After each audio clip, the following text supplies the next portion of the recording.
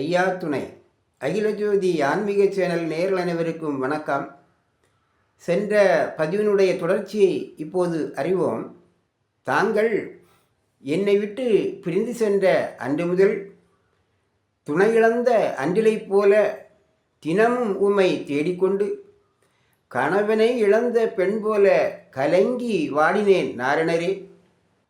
உயிருக்குயிரான தோழனைப் போன்று என் மீது அன்பு கொண்ட நாரணரே, தங்களின் உண்மையான நட்பை இழந்து பிரிந்த அன்று முதல் நான் தங்களை நினைந்து நினைந்து ஏங்கி கொண்டிருந்தேன்.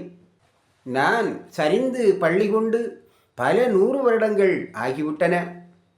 மூவருக்கும் நடுவராக இருக்கக்கூடிய தாங்கள் இத்தனை காலமும் என்னை பாராமல் மறந்ததென்ன மைத்துனரே?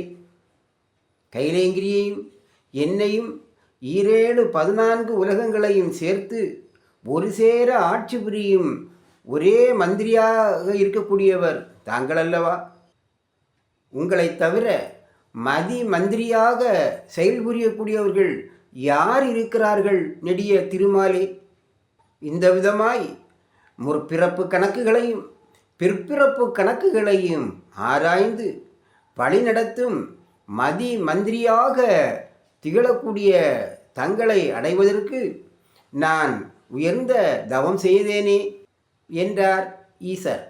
அதாவது கைலைக்கும் எந்தனுக்கும் கட்டான மந்திரிதான் என்றும் அகிலம் ஈரேழுக்கும் அடக்கமுள்ள மந்திரி தாங்கள் அல்லவா என்றும் பரம்பொருளாகிய நாராயணரை சுட்டிக்காட்டி கூறுகின்றார் சிவபெருமான்.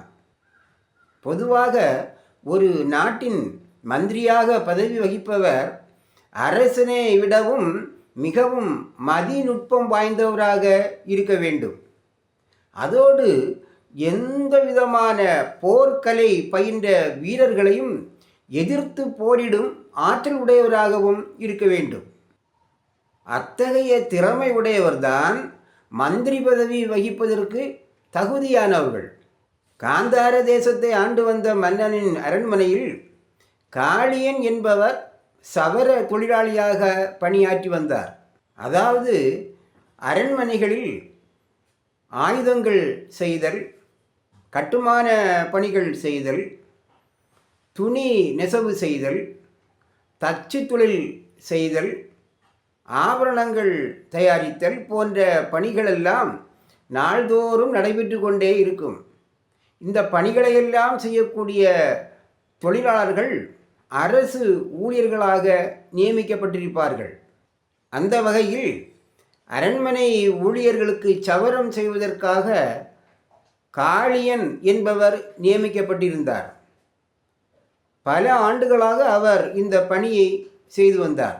அரண்மனையிலே நடக்கும் இராஜாங்க விஷயங்களில் சிலவற்றை கண்டு மகிழ்ந்திருக்கின்றார், சிலவற்றை கண்டு வியந்திருக்கின்றார். இன்னும் சில சம்பவங்களை பார்த்து மனம் வருந்தியும் இருக்கின்றார். அப்படி சில நியாய மீறல்கள் நடந்திருந்தாலும் அதை பற்றி யாரிடமும் எதுவும் பேசக்கூடாது. இராஜாங்க விஷயமாச்சே, மன்னருக்கு தெரிந்தால் தலை போய்விடும். ஆனாலும் காளியனுக்கு ஒரு விஷயம் மனதுக்குள்ளிருந்து குறுகுறுத்து கொண்டே இருந்தது. ஒரு நாள் சிப்பாய் ஒருவருக்கு சவரம் செய்து கொண்டிருந்தார் காளியன். அந்த சிப்பாயி காளியனுக்கு மிகவும் பரிச்சயமானவர். இருவரும் பல விஷயங்களை பற்றி பேசிக்கொண்டிருந்தனர். அப்போது காளியன் கூறுவார், கேட்டீரா நண்பரே, ஆனாலும் நமது மன்னர் ஓர வஞ்சனையாகவே செயல்படுகின்றார். அப்படியா, என்ன விஷயம் என்றார் சிப்பாய். நண்பரே, நான் சொல்லப்போகும் விஷயம் நம் இருவரை தவிர வேறு யாருக்கும் தெரிந்துவிடக்கூடாது என்றார் காளியன். அப்படி ஒன்றும் தெரிந்துவிடாது, நீங்கள் கூறுங்கள் என்றார் சிப்பாய். இதனுடைய தொடர்ச்சியை நாம் அடுத்த பதிவிலே அறிவோம். ஐயா துணை.